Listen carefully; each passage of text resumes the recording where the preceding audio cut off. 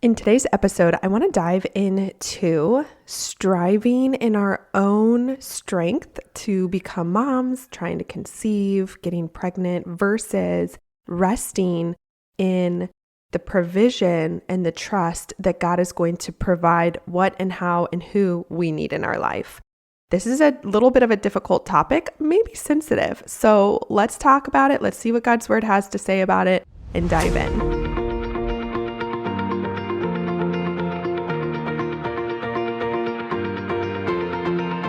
Hey friends, welcome to the Waiting Well podcast. I am your host, Courtney Dunker, and you are here because your journey to motherhood has not looked the way that you always imagined. It has held heartbreak, loneliness, and questions like, why me, God? I'm here to remind you that you do not have to walk this road alone. And here we can wait well together. Each week, I will share faith-based encouragement from my own infertility journey, provide information from guest experts on navigating infertility and conceiving, powerful testimonies, and top tips on stewarding your health and emotional well-being through this demanding journey. So if you are ready to take back control of your life, find peace with God, join the in-between spaces, and thrive in your waiting season, then meet me at the well, girl. Grab that warm chocolate chip cookie, a little bit of unicorn juice or iced coffee. We've got some intentional growth to do. Let's get it. Okay, so at the beginning of our trying to conceive journey, I remember feeling almost like this obsessiveness with trying to figure out how to get pregnant. It was kind of like a game. I felt like it was like a challenge, and I am someone who loves a good challenge. So I was like, okay, I'm going to rise to the occasion. This is just a matter of figuring out how to do it. And it was almost like I lost the understanding that it's actually all in God's control. So I want to dive into a story that maybe you have never really spent too much time on, that's in the Bible, that I think really can speak to striving in your own power versus resting in God. And the resting in God part is something that actually I came across this past week.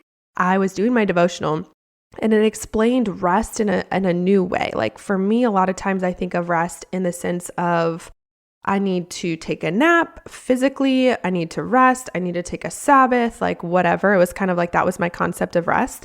But it was talking about rest actually in just kind of like almost like falling back spiritually, mentally, emotionally into the arms of God in trust of his provision for your needs.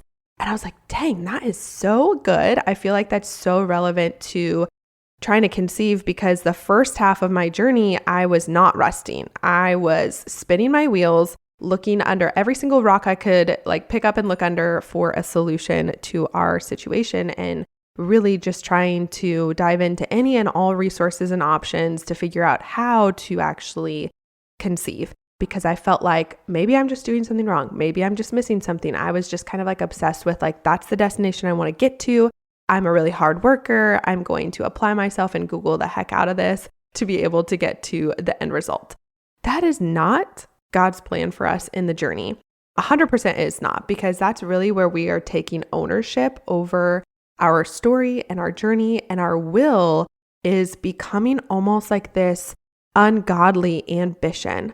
And so I want to dive into the story of Saul. King Saul, back in the Old Testament, he was the first king of Israel. He actually lost his throne and was judged by God because of his like ungodly ambition and his unwillingness to, in its entirety, fully rest and rely and trust in God as his leader. So Saul was the leader of the Israelites, but God was like, hey, I'm your king, so you need to come to me as your leader. And he was not doing that. He wanted to be kind of like the end all be all.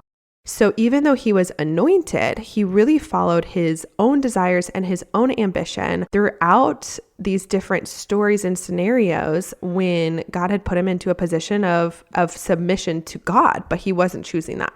So for example, God had called him to go to war with specific instructions to kill the king of the Amalekites, and to not take the spoils as in like not plunder the city or the king's house and like take all these riches for themselves.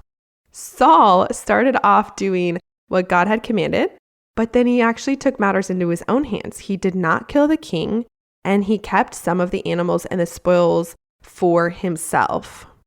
I think almost the worst part about this situation is that Saul was in denial and then was trying to hide things from the Lord. So Samuel, the prophet, actually came to Saul in 1 Samuel 15. We read about this story.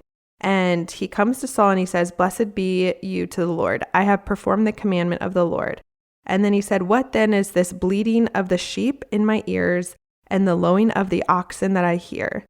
Saul said, "They have brought them from the Amalekites, for the people spared the best of the sheep to the oxen to sacrifice to the Lord your God, and the rest we have devoted to destruction." Samuel says to Saul, "Stop. I will tell you what the Lord has said to me that night." And he said, "Speak. Though you are little in your own eyes, are you not the head of the tribes of Israel? The Lord anointed you king over Israel. The Lord sent you on a mission and said, 'Go, devote to destruction the sinners, the Amalekites, and fight against them until they are consumed.' Why then did you not obey the voice of the Lord? Why did you pounce on the spoil and do what was evil in the Lord's sight?" And Saul said to Samuel, "I have obeyed the voice of the Lord. I have gone on mission on which the Lord sent me. I have brought the king and I have devoted the Amalekites to destruction. But the people took the spoil, sheep and oxen, the best of the things devoted to destruction, to sacrifice to the Lord." And Samuel said basically that was not true. And Saul realized, okay, I've sinned. I have made this sin. And then Samuel tells him, "You were rejected from the Lord. The Lord has rejected you as king over Israel." So essentially like him choosing his, I guess, what he wanted most over obedience to the Lord. And he was so blurred in his vision by the riches and the victory of the war that he lost sight of what God had called him to be faithful in the mission of the whole journey. And that lost him his kingship. That lost him the opportunity to remain the king of the Israelites, and God judged him. There is always going to be a temptation on our journey to be really ambitious about trying to conceive, to really seek out that desire that's in us. And I really believe that the desire to become a mom is from the Lord. Like the Lord says, God says in Genesis 1:28 to be fruitful and multiply and replenish the earth. So I believe that the desire that we feel to become moms and to conceive is from the Lord. However, just like with anything in this world, whether it's like your marriage or it's even your relationship with a child in the future or it's your career, there are things that God gives us and God calls us to that the enemy can twist if we are not on guard and careful of ways that he can get footholds in that area. So just like this is a calling from the Lord, it doesn't mean that the enemy is not going to attack that and try to twist it and turn you into almost like an obsession to become pregnant. And so that's really what I want to talk about today, is that struggle, like we see Saul struggle with. He was so distracted and blurred in his vision of God's calling or even God's voice that he had convinced himself that it was okay to do something that was not okay. And on this journey of fertility, there are so many decisions to make, and there is a lot of gray area where the Bible is not explicitly clear on what steps to take and what medication to try and what doctors to work with.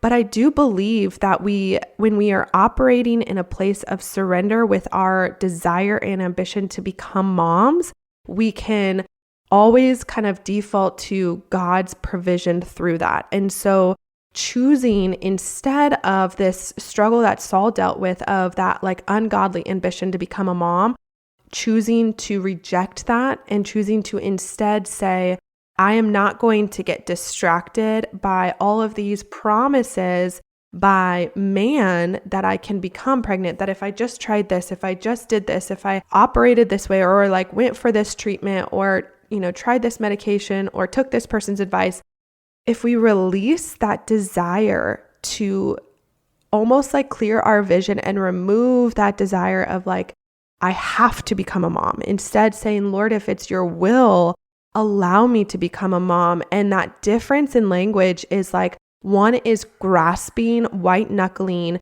The ambition is ungodly. It is like you are telling God what the plan is going to be. And instead you're becoming, or as a result, you're becoming like Saul, where you're becoming obsessed with what can happen, that fulfillment that might come if you were to conceive or become a mom. And you get distracted on the steps of obedience, the sovereignty, the will that, or even just the surrender to the will that God might have for you. So the opposite is also true if we choose to do the opposite of what Saul did here. What if we chose to rest in God, to trust him, to follow his instructions when he does speak? There were times on my journey where I felt like God was not giving us clarity at all on what to do. So we did nothing because we didn't feel a release to do something. And so even though for years, I would say probably 4 years, IVF was an option on the table. Like anyone, we could have paid for it, we could have signed up, we could have done it for 4 years. But neither Josh nor I felt that release from the Lord. So it was like the ungodly ambition would have been like, I'm just going to move forward with this because that's the next step to becoming a mom. Like I want to become a mom so bad that I'm willing to just rush ahead of God and just say yes, even if I don't feel a peace or a yes to go forward. And so for 4 years, we waited when the opportunity was there, the money was there, like we could have taken that step. But I genuinely felt like God was not giving us his blessing to do that. And that's what happened here with Saul. Like God had not given him the blessing to take the things from the people that they had just conquered. He told them to destroy it, and they didn't listen. And so there are going to be times throughout our journey where we're going to have a green light, we're going to have a yellow light, like hang in there, just continue doing what you're doing, or we might have a red light.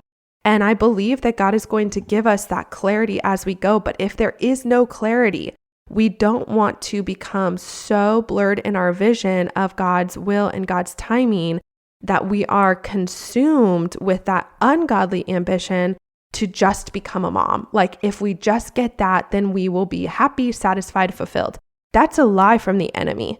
That is a total lie from the enemy. Guess what? I'm a mom and I still struggle with insecurity. I still struggle with moments of unfulfillment. I still struggle with moments of dissatisfaction. Like that's still relevant. It's not like everything goes away just because you got married or you got pregnant. Like those are all blessings and they bring so much joy, but we can't allow the enemy's lies that in and of itself is going to fix all of our problems, overcome what God is currently trying to teach us in the process. So there was a lot that God taught me in the 4 years of saying no to IVF and I was always clear, like it might not be a no forever, but right now I don't have a yes, so it's a no. Because I didn't have a yes, it was a no.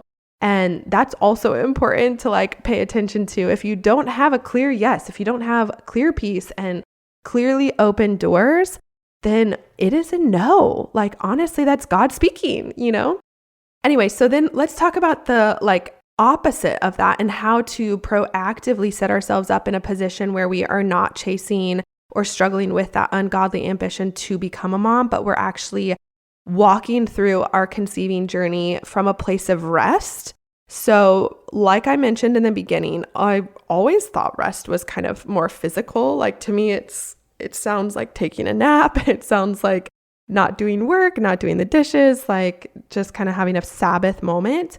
And I was reading in my devotional this week where it talked about rest in a different capacity. It talked about rest in looking like trusting God's provision. And I got this image of just like relaxing into like someone sitting behind you. Like if I was sitting in front of Josh and I just kind of like let my weight fall back on him and he's holding me up in like kind of like a seated position, like my back is to his chest, right? And I just kind of relax in and I settle in because I feel safe. I feel rest. I feel secure. He's like holding me up. Even though I'm sitting there, I feel like the weight of my body is being held up by his weight, right? I think that's kind of that version of learning how to walk in rest during your conceiving journey and really being conscious and aware and tuning your heart into the seasons and the days and the weeks where God is calling you to more rest than he's calling you to take action. So this journey can be all about the action because every single month another month passes and it's another month older without a baby. And I know for me, I was watching those years tick by like, hello, my internal clock is ticking. I don't want to be later in my years when I start childbearing. And so we can start to get kind of in our head about timing and what we think is better and appropriate and like more beneficial. And God is there just like rest, like lean back against me. I have this. And there were seasons where, like I mentioned, Josh and I had the yellow or the red light. We did not have a green light. And it was like literally not trying at all. Like we weren't not trying, if that makes sense. We weren't being proactive about stopping pregnancy, but we were just not proactively seeking a solution, whether it was treatments, doctors. Like we went through periods of time throughout our journey where we just were in a rest season.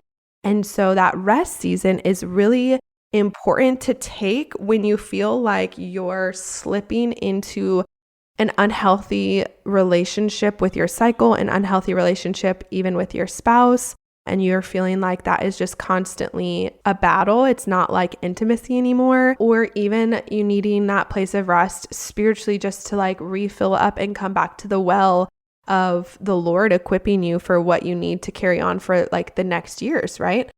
So a lot of times in the battle, we would see like they would go out, they would fight the battle, and then they'd come back to camp and kind of take a moment of rest. And I think that's a lot of times like this waiting journey where we have seasons of fighting, like really proactively fighting for God gives us that green light. We do the next step. But then there's seasons where he calls us back and he says, it's time to rest.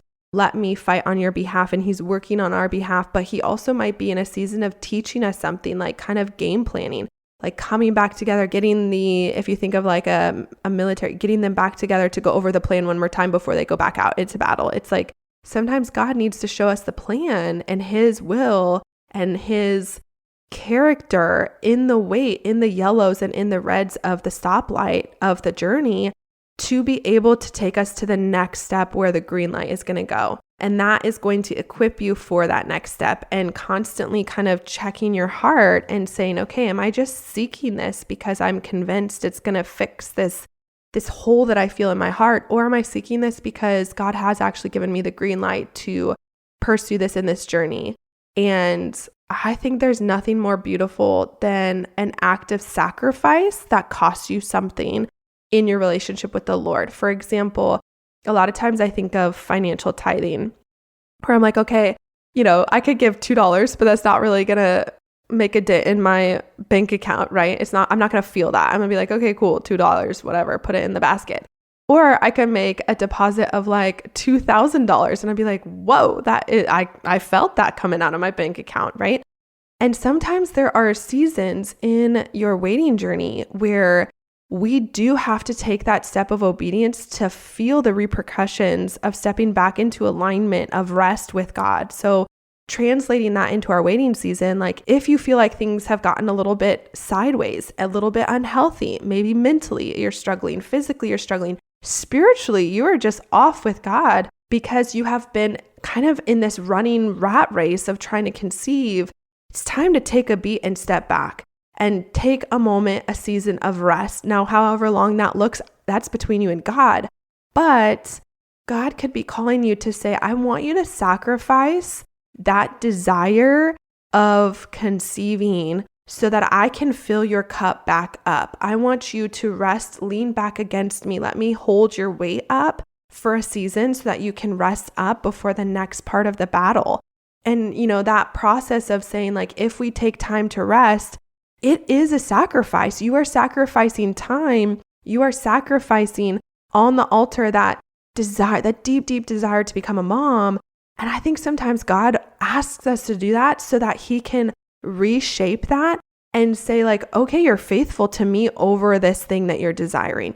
You're choosing to put it on the altar and you love me more than that thing that you're coming to me for, right? I think a lot of times I go back to Abraham and Isaac, where God finally gives Abraham a son. Okay. Like longest journey ever to conceiving was Abram and Sarah.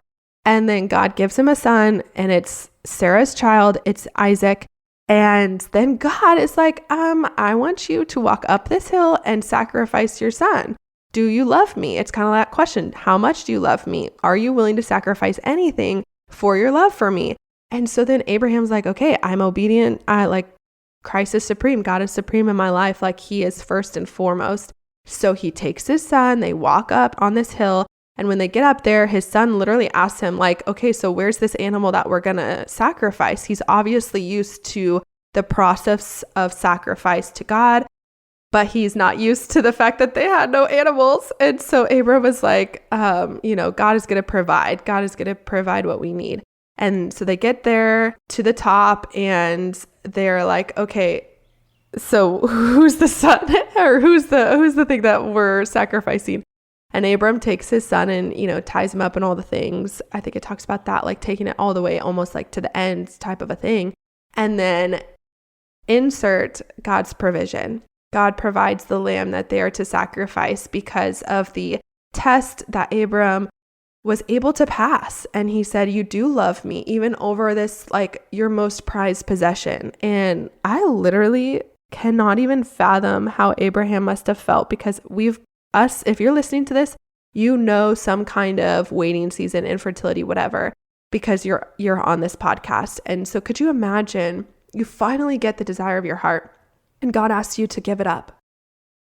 And so if that's like our season now, if we have not been given the very thing that we're praying for yet, and we're still not willing to sacrifice it, we're still not willing to put it on the altar and surrender it, we're almost treating it like an idol over our relationship with the Lord.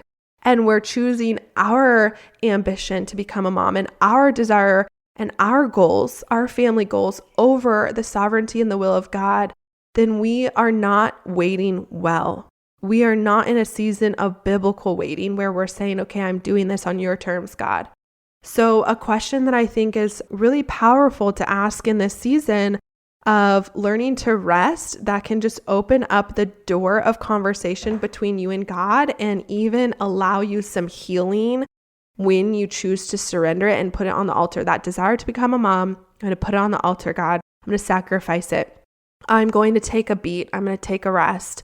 And choosing to say, okay, God, I am putting in this work to become a mom. Like we are trying these various things. We're trying this treatment. We're trying this doctor. We are working on X, Y, and Z, removing toxins. Like we are pursuing this desire to become a mom and become parents. And we don't feel like the fruit is lining up with the work that we're putting in. So God, what are you trying to teach me in this? What is your will here? What is your will in these results? Like I am not conceiving. So what are you trying to teach me here? What are you doing here? What is your will right here? These questions can open up the door to really discovering what God is trying to do in the in-between, that's going to allow your faith to really expand in that relationship with God, to blossom, because you are coming to Him, you are seeking Him, you are looking for the solution in Him and not in some other treatment that, you Googled and you're like, let's just give this a go. You're coming to Him, you're sacrificing Him, and you're choosing to walk in alignment of like rest with God that's biblical versus that chasing that ungodly desire of just being like, I'm going to do anything and all things at any cost just to become a mom. And that's really a fine line. It's difficult to have that self-awareness, but I believe when we take seasons throughout our journey to just come back to the foundation and say, okay, Lord, I was getting ahead of you. I was getting ahead of me. I just want to put this back on the altar and say, I sacrifice this desire of mine. I come before you and ask of you, what do you have for me in this? Where are you in this? What is your will in this? Like, here I am, Lord. You are supreme. It is you who fulfills. It is you who provides. I want to be living in surrender of doing things your way. So what are your instructions in this season for us as a couple? That prayer and that willingness as a heart. Gosh, I can't imagine the blessings that God has for that faithfulness and for that just like livelihood of surrender, that livelihood of faithfulness. So I hope that was encouraging to you, and I will catch you guys on the next episode. I am so glad that you chose to meet me at the well today. If this episode inspired you, changed you, or blessed you in some way, I would love for you to do one of two things. First, head to Apple Podcasts at that link below and leave a review. And second, screenshot this episode and share it in your stories, tagging me at Sown with Strength, or text it on over to a friend that this episode might bless. These are the number one ways to thank me. I am truly so grateful to be building out this community, and I cannot wait to see you on the next episode. Until then, go get a workout done for me, and I will see you right back here at the Waiting Well podcast.